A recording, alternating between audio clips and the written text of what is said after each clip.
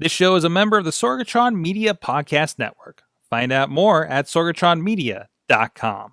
This show is brought to you by IndyWrestling.us. Check out IWC, RWA, and more. And listeners like you, support this show at patreon.com/Wrestling Mayhem Show. Hungry as fuck, but I ain't starving yet. Chain for the pain, cocktail bar set. Never said I was a gangster or thug, but I'm an animal. Feeding for the taste of the floor. Hey guys, it is the Indy Mayhem Show. I'm Mike Sorg at Sorgatron on the Twitter here in the Sorgatron Media Studios in Pittsburgh, Pennsylvania. And we got another great interview with you here today, and several are scheduled throughout the next few weeks, as long as all the scheduling and stuff. You never know these days, in the days of COVID and weather and connections and who knows. But we got a lot of stuff going on. Please check out everything, of course, at our friends IndyWrestling.us, WrestlingMayhemShow.com. That's where you can find this podcast, past episodes, and a lot of other great wrestling podcast content and wrestling content as well. And today we're actually reaching outside of the network. We do tend to talk with a lot of people we work with because it's just that's easy to talk to around here. But I've had the fortune to visit what's going on because, man, I got to get my wrestling bug somehow, and I was invited down. I took the invite, and I got to check out some Real Shoot Wrestling here over the last several months. Tim Cross, the promoter and owner of Real Shoot Wrestling, joining us on the line. How you doing, Tim? Good. Thanks for having me, man. Thanks for coming on. So Real Shoot Wrestling happening mostly. We'll get into kind of the depth of all that, but I like to get a little bit of icebreaker for people. So tell me, what is your earliest memory of professional wrestling? Like being involved or just in general? Mm-hmm. Just in general, like your memory, like you'll see it on TV. Like what's the earliest thing you remember that kind of caught your attention? Sitting with my grandma, sitting with my grandma, and I don't remember which matches, but the people that caught my attention were Liger, Muda, Arn, and Pillman. Mm-hmm. Those were the ones, for different reasons. You got Muda with the paint and the mist. You got Liger with the awesome masks. Mm-hmm. You got Pillman just flying all over the place, and then you got Arn just, that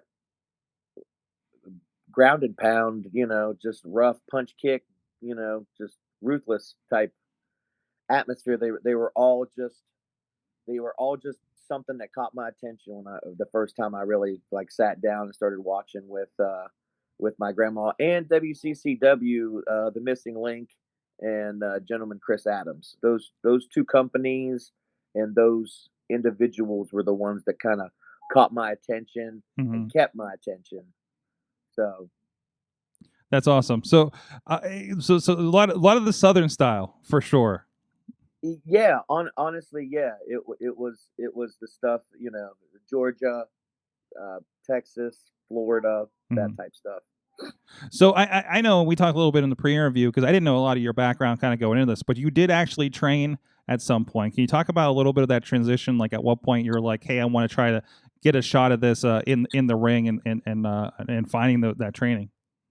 Well, I had just, I think it was like 06. I had just stopped with my first band that I thought was going to change the world type deal.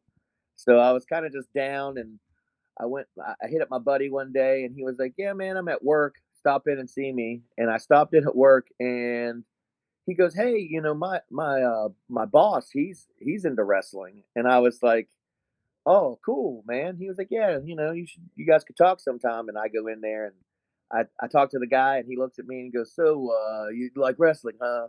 What kind of wrestlers do you like? And my first answer was Chris Jericho. And he replied to me as, oh, you actually like wrestling.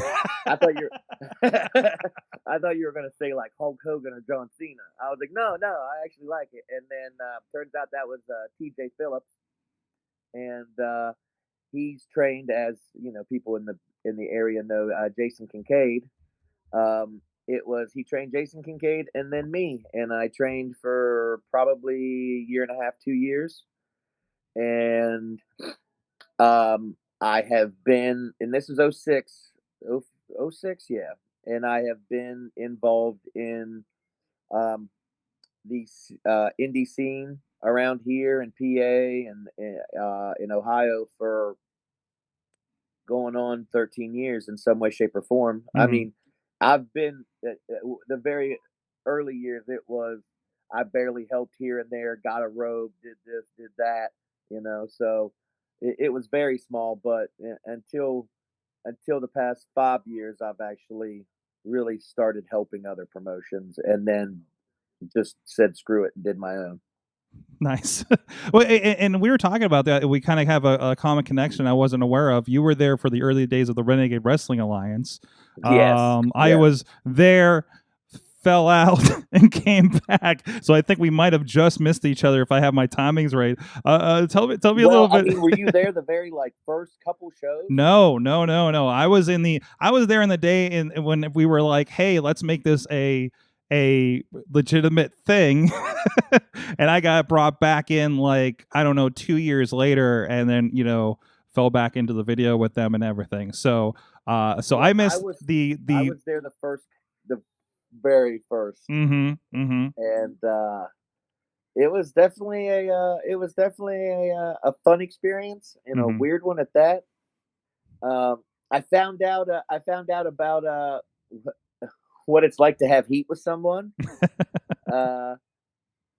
I got it wasn't even my fault either. It was somebody else's, but I got the blunt of it. So it's whatever. And then the next time I saw him, I just gave him the exchange back and gave him the same response when he asked me if there was a problem. So that was pretty much the end of it. It was pretty quick, but yeah, man. RWA, when it first started, it was definitely something. It was cool, but I was young, so Yeah. to me, it was just like, oh man, this is awesome. It was at the time, I know it was Feel Bad, obviously a fan that was doing some extracurricular stuff around wrestling and kind of transitioned to it. So there's definitely been a lot of growing pains over that decade of that promotion to becoming basically the top two, sometimes one, depends on who you ask, of this region up here at least. So yeah. So it is funny to see from those early grown days of how that goes. So it was very, very early, very early. So tell me a little bit about was there anything else in significant you've involved in? RWA RWA usually leaves an imprint on somebody's life, for better or for worse. But I think we can all agree on that. But was there anything else of significance you worked with, and what kind of brought you into the hey, we're just going to do it ourselves?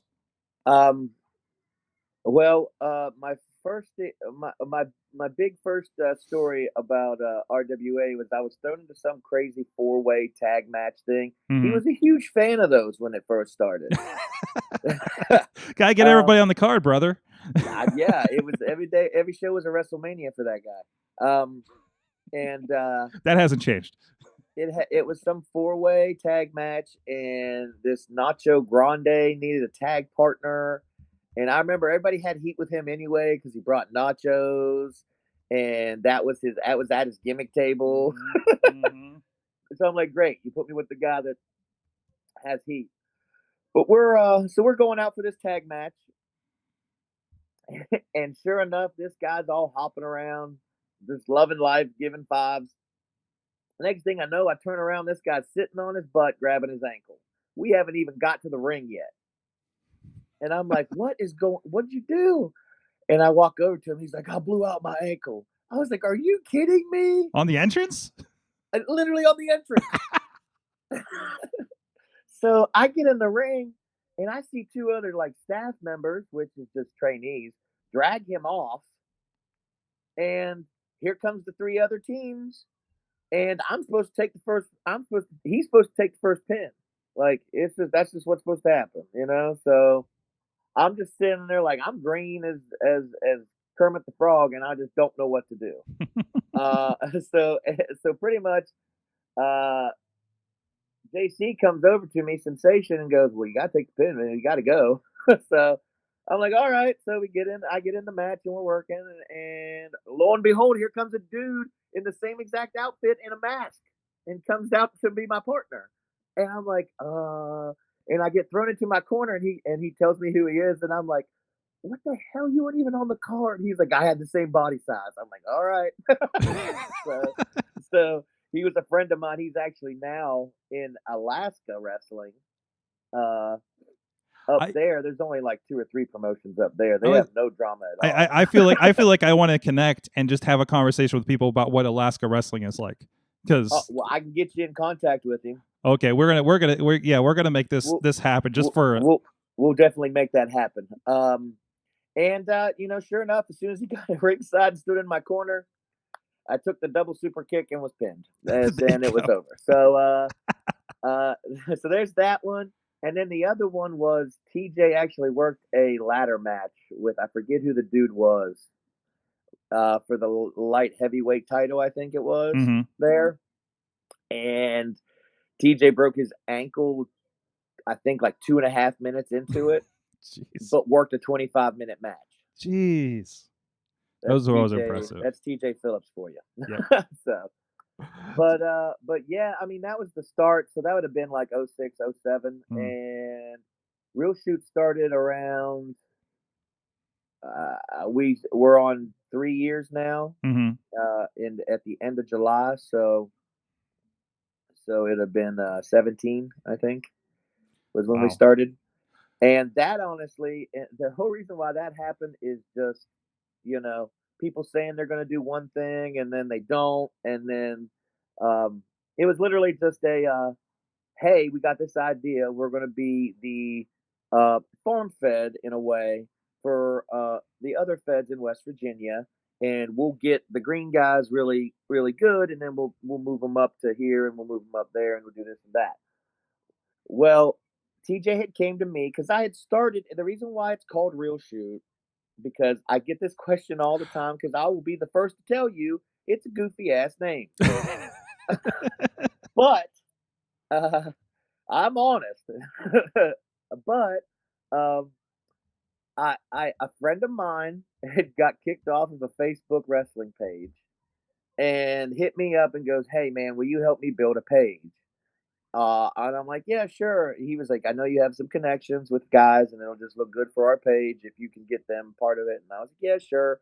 He's like, "What do we call it?" And I was like, "Well, you can call it Real for, the fans, and then the marks, and then you call it Shoot for the boys, and it'll be kind of like a thing that the guys can, the people that want to learn more of the business, they can learn it from the guys that are in it, type deal. If they want to, give the little secrets here and there, nothing too big, just a friendly little page about wrestling." Well, it grew pretty far, over 1,000 people at the time, and TJ was the one booking for this company, and he came to me and he said, "Hey man, you want to do me a favor?" And I said, "Sure, what's up?" Best friend, I have no problem with that. He goes, "Can I use your Real Shoot name?" And I said, "What for?" He was like, and then it was for the company that I just told you about. And I was like, "Why?" He was like, "Well, I mean, honestly, you've already got a fan base established. All those guys that are part of that page, as soon as you start your own company, do you not think they're going to follow suit?" Because, and we built this whole thing off of me and a buddy of mine one day just hanging out, partying, and we just put some simulated matches on there of characters that we had made, like me and a TJ, and I had made Jock Sampson and Jason Kincaid and Andrew Palace and guys like that, just for fun, and we built it off that. Well, he came to me and asked me, "Can we use the name?" I said, "Why?" And he was just like, "Well, you've already got a fan base, and it's just smart, and you guys can communicate with them quickly." I was like, "All right, cool, that's fine." So essentially, it was another promoter and a TJ the booker using my name. Well, they had ran about 3 shows, and because of the promoter, not the booker, promoter, they were awful. So, and I was just like, "T, I got to be honest with you, man. I've rode in a car with this guy. I've learned from this guy. I've did this. I've did that.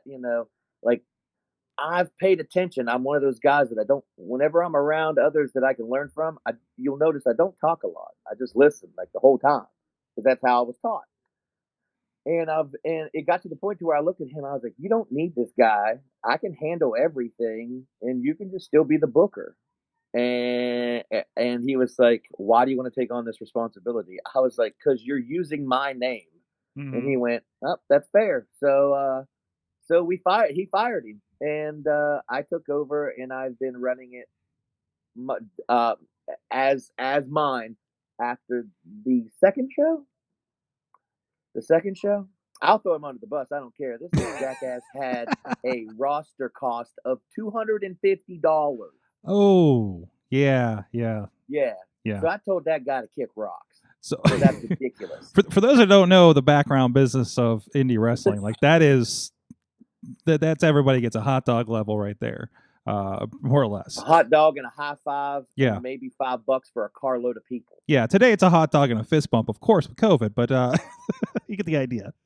But yeah. So you really kind of had to work to rehabilitate this brand. It sounds like going in. And we've had discussions before about things, and anytime we've talked about working together, I'm like, dude, your schedule's everywhere. I can't do it.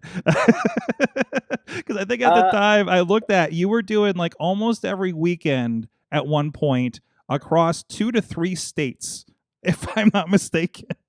Yeah. Oh, here's the thing, and it's good and bad. It's both. I'll be the first to say it. At first, I was booking us kind of like a band. Okay. To where it was like, we want to play wherever you'll have us. We don't care if you'll have us here in a church, if you'll have us in a basement, if you'll have us here, if you'll have us there. And there's a way for us to make money, so, people are leaving with cash in their pocket, for their services. I was cool with it. And we were in that position to where we were, up here in the northern part of West Virginia. There just hasn't been good wrestling forever, it seems now. You have some people that would run shows, and they would be, 12 and a half hours long with 147 matches because they're filming for TV type deal. But, there just wasn't good storyline, pay attention, solid wrestling. And I feel like we kind of filled that gap, and people really dug it. So, we were just lucky, and people wanted us here, people wanted us there. We had a friend that wanted to run, but wanted some help running. So he was like, "Hey, can I use the name?" And we did that in Ohio, and then and now we go all the way. Well, when everything opens back up, we'll end up going all the way from Connecticut to Florida. Really? So this is not. So your attitude towards this isn't like a regional type thing. That it seems that everybody's like, we are going to be the X in Pittsburgh. We are going to be the X in Cleveland. Like you were that cross thing. Like I think I want to go back to like what Ring of Honor just seemed to be, that traveling kind of thing when they first started. Yeah, that's kind of like that's a really good explanation. Is kind of what we're doing. It's a situation to where like, there's like, we're the best in Pittsburgh, or we're the best in West Virginia. That's cool. And they are. Some are the best in their area, but that's not what I'm going for. Yeah, that's all. And if that's what they are, great, awesome. I'm glad. If you're happy, that's all that matters anymore. If someone's happy with what they're doing, and then that's all the success they need. That's just in my mind. So, if such and such wants to say they're the best in Cleveland, or such and such wants to say they're best in, wherever, awesome, good. I hope they are, because that's just not what we're trying to do. Like that, and that's what sucks, is being in the situation that we were. There was a lot of, in my part, there was a lot of learnings that I had to figure out as we were growing, because we've had a West Virginia belt. And then it was like, we don't want to put ourselves in this little bubble. Yeah. So we came off of the West Virginia belt, and we've just had different things here and there, and we've just had to learn from our mistakes, and hopefully we have. And we'll plan on learning more as we go. And just to clarify, I was showing some visuals here if you guys are on video, but I was showing a little bit of the Battle of Cleveland. And if you've ever watched the RSW feeds, these are the posters in the background as well. But I mean, I'm seeing Chavo Guerrero, I'm seeing Effie, I'm seeing Pillman. You know, I know Matt Riddle had a match with you, I think right as he was getting signed by the WWE, if I'm not mistaken, right? Riddle worked for us July 27th, and he showed up. And the only reason why I know these dates is because they're just special to me. July 27th is the show he worked for us. Mm-hmm. August 16th is my son's, my youngest son's birthday, and that's the day he showed up on NXT TakeOver. Nice. And what's funny is when Matt came and worked for us, he actually came into Parkersburg, West Virginia, and did a seminar the night before. Mm-hmm. So during the seminar, he looks at me and goes, "Hey, man, and this might be, something that's not out there or known. So this might be an exclusive type deal." I don't know. He goes, "Yeah, sorry, I haven't hit you up with a response or anything, but I've been super busy. I have 2 contracts right now, and I kind of don't know what to do." And I'm like, "Oh, really? What's up?" He shouldn't be telling me all this stuff that he tells me, but he just doesn't care.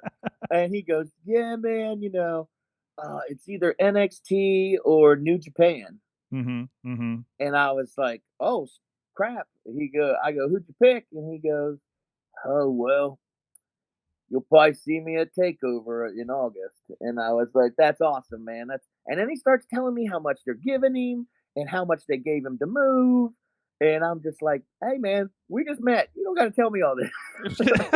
It's like, hey, I don't want you to get in trouble by telling me at this point, right? But he was just cool. And then what's funny is he came here and he was like, "Hey, man, you think you could help me get my fingerprints for WWE?" And I was like, "Sure." So helped him with that too. And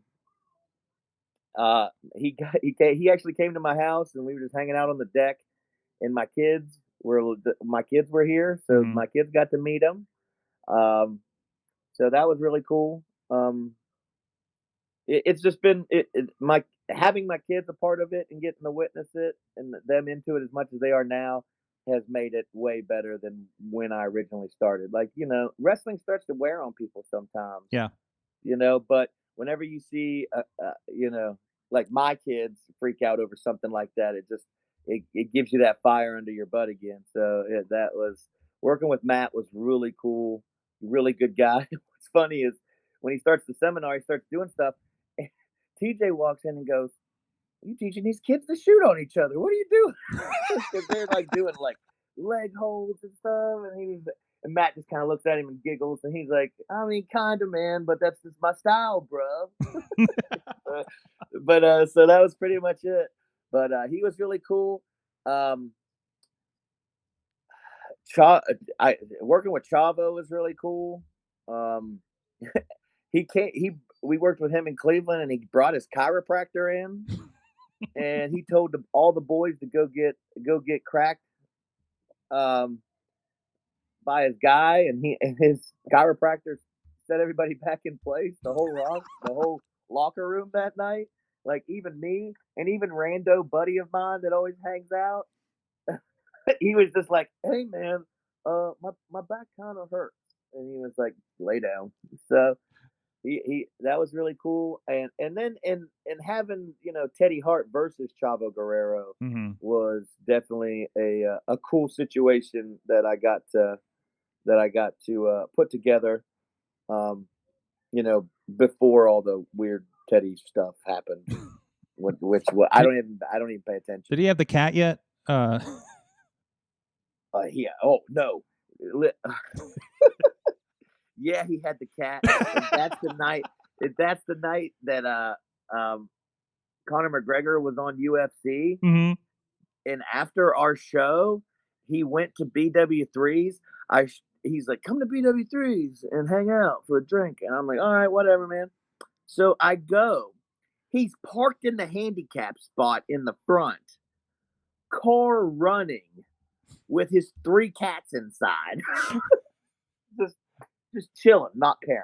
Just done. He's just like, wait, were they to warm them or cool them? What time of year was this? It was October, so it was to keep them warm. It was to keep them a good warm. Okay. it wasn't too cold, Yeah, but yeah. it was rainy that night, so it had a chill. Enough to be concerned about his And cats. those cats are just so fluffy, bro. And oh man, and then he puts it on the top rope, right? Yeah.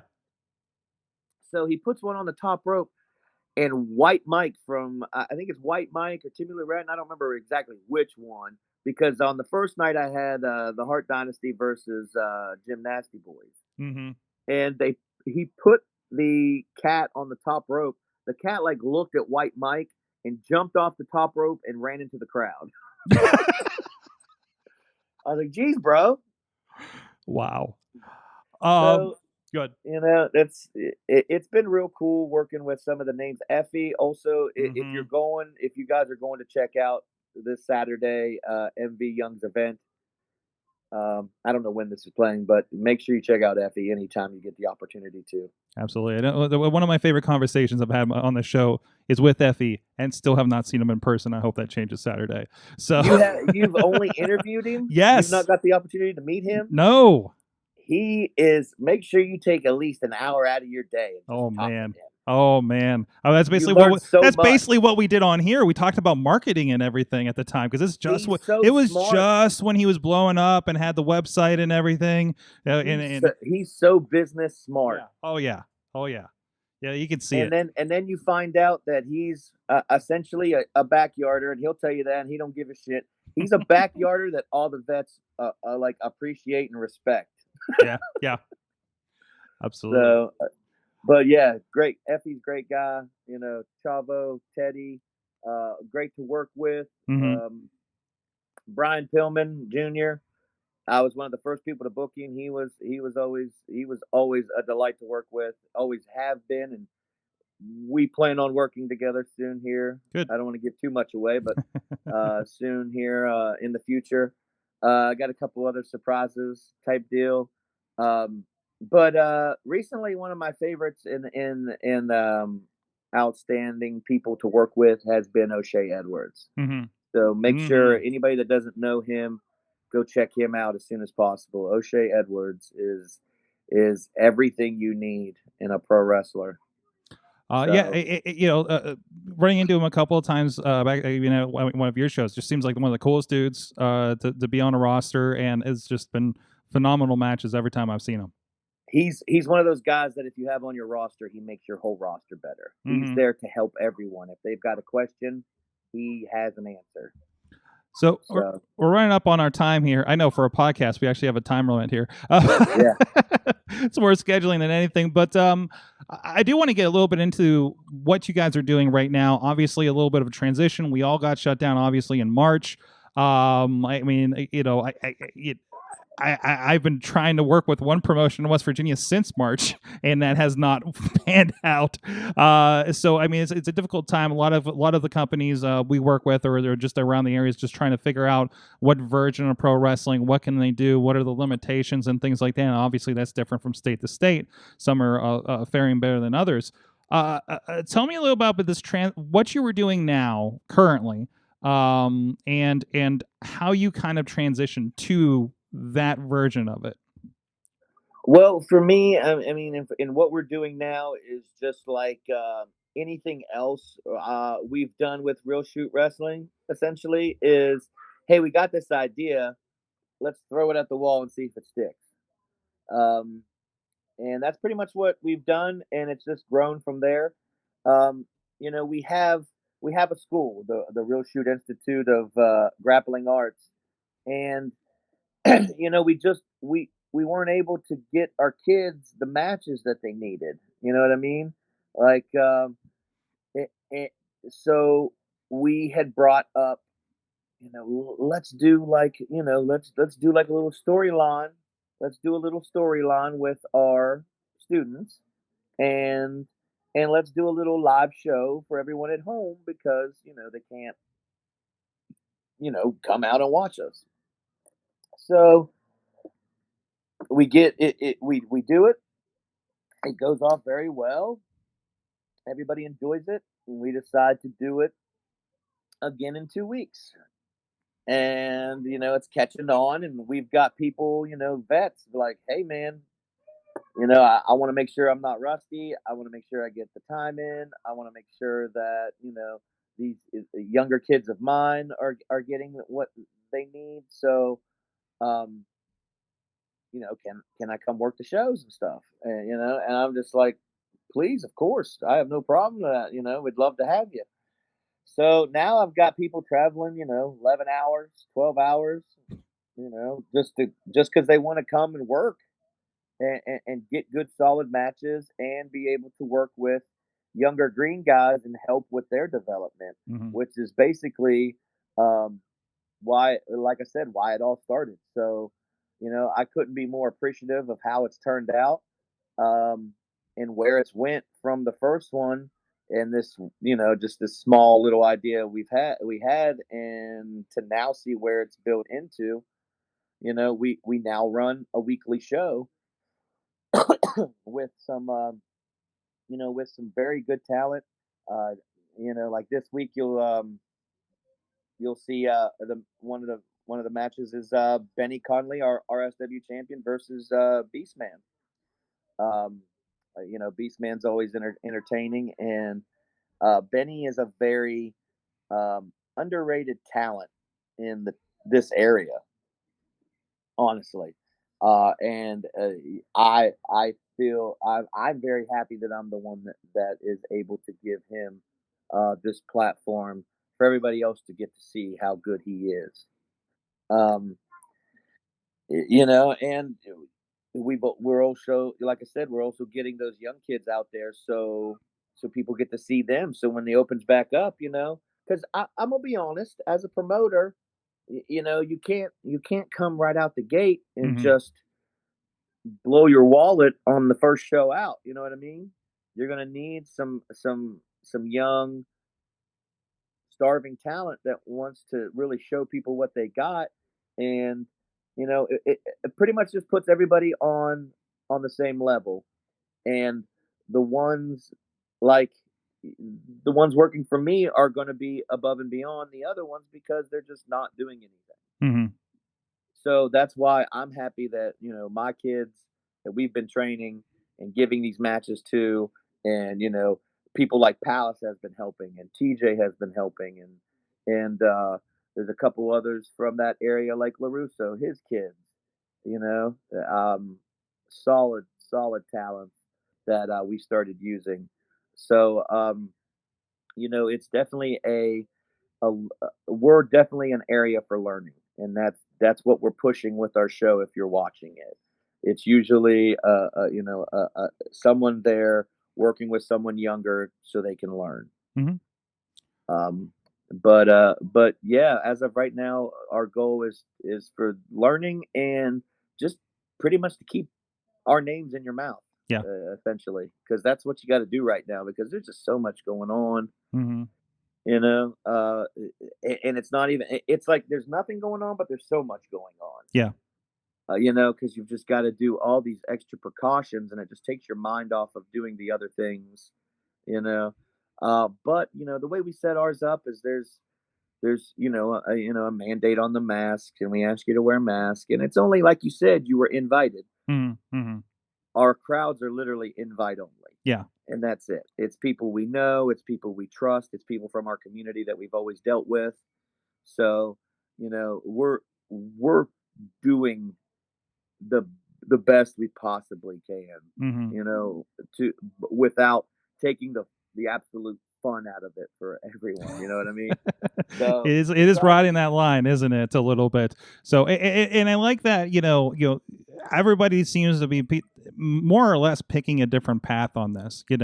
Like I don't think any two promotions in this area up here are doing the same thing. which is a huge plus. Oh yeah, absolutely. Like everybody's kind of reaffirming their identity in a different way by how they react to this, I guess. Yeah, exactly. You've got, I've noticed, just being from West Virginia in this area, I've noticed, IWC taking the drive-in approach, Mhm. which is awesome. There's not really a whole lot around me to take that approach. Mhm. And the one that I have reached out to just doesn't want to take that responsibility on, which is totally understandable. Yeah. Yeah. But you know, So good for IWC on that. That's awesome. And they've also been taking the baseball field approach, which is a really cool idea. And then I've noticed Imagine pretty much just tarping off an area. I've noticed that, which, I mean, there's nothing wrong with it. And if that's what works and gets people to pay to come in so they don't watch your product for free. And I think they're fortunate because it's an area right outside. And I got to visit them for their last show, and I believe it's right outside the building that they typically run. So people know where to go. It's not a new location. Well, then that's even better. And that's Yeah. a huge plus. Yeah. If people already know where it's at and you're just running outside. Yeah. You know, you got to do what you got to do, so you can still have your matches and still get the people what they deserve, essentially. So, but other than that, there's just a whole lot of people being quiet. Yeah. And that's good for me and IWC and other places, and that's but it might also be good for them too if that's what they want to do. So. I don't want to throw anybody under the bus. Well, yeah, and everybody's in a different position, obviously, and everything too. So, and even approach to how they're promoting even before this. So, what does this do to that? So, well, before I let you go here, we would like to close with a question: what is the best and the worst thing about indie wrestling for you? The best thing for me is the brotherhood and family aspect.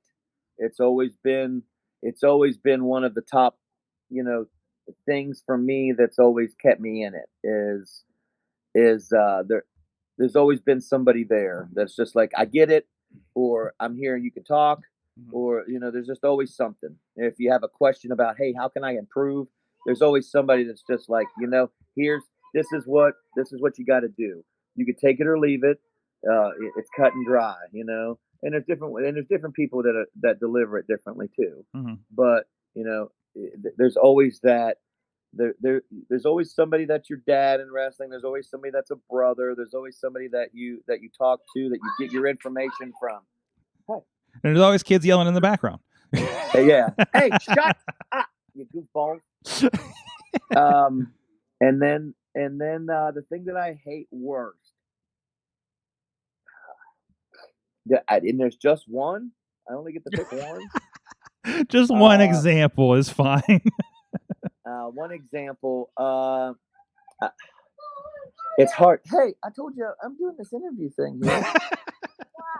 I'm doing an interview. They were good for so long. This is the other time limit. This is get out of here, Eric Young. He went downstairs to get an Eric Young. But for me, untrained people. Yeah, just the whole concept of the untrained idea and the companies just not working together, but because they're untrained, they go and just start their own company.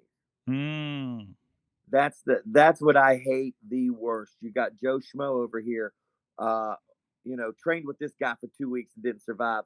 Trained with this guy for 2 weeks and didn't survive. And oh man, doesn't take the hint. Maybe this isn't for me. No. What they do is let's just buy a ring and start our own. That is the worst thing for independent wrestling anywhere. It doesn't matter if it's PA or if it's West Virginia, if it's Southern West Virginia, because let me be honest, Southern West Virginia past Flatwood should just be Virginia, because it's a whole different world. Ohio, it's all different, but wrestling, but it's all still the same joke that hurts the people that's actually out there trying to be serious and put on a product for people to invest their time and money into. Because to me, you got Joe Schmo here owning the building, running a show, then lets this person run a show in it with the same people, just different name. And then we do the exact same thing, and they do this 3 weeks in a row. That's absolutely ridiculous, and you're insulting people's intelligence. And to be okay with just the 50 people that come in there and just continuously be okay with it and say that Jason Kincaid can't help your roster and get more people through the door, I'm officially done with you. That's pretty much it. That's a great generalized example right there. Tim, let me know, tell everybody know where they can check out RSW, what you're doing right now live. Oh, well, we've made it pretty easy. All you got to do is get on Facebook and check out RSW Live, Real Shoot Wrestling. You can put either one in your Facebook and it'll take you there. Or it'll take you to the fan page. And Twitter is RSW Live, Instagram's RSW Live, and I think we're going to do something coming out on TikTok. So guessing TikTok. As long as TikTok survives the next month, you're there, right? And then of course we're on YouTube, Real Shoot Wrestling. Awesome. It's good. Again, Tim, thank you so much for inviting me down to check out a couple of shows you had going on there. I'm looking forward for the chance to get down there again and keep up with you guys. Well, man, you're always welcome, and we love having you. Awesome. Go check them out. Again, it's out of the network of our IndyWrestling.us family, but we like to support. Maybe we can work something out. Maybe we'll have a discussion about that here. But no, we're always good for supporting people doing some cool things in indie wrestling. And thank you so much, Tim and the crew down there at Real Shoot Wrestling. Go check them out. And of course, please check out everything that is happening on IndyWrestling.us, Indie Wrestling Network. A lot of great new content coming up over there. Has been a lot of content in the last month, especially for you guys subscribing over there. And please also check out WrestlingMayhemShow.com for some fine wrestling podcasts. Thank you, everybody. Until next time, please support indie wrestling.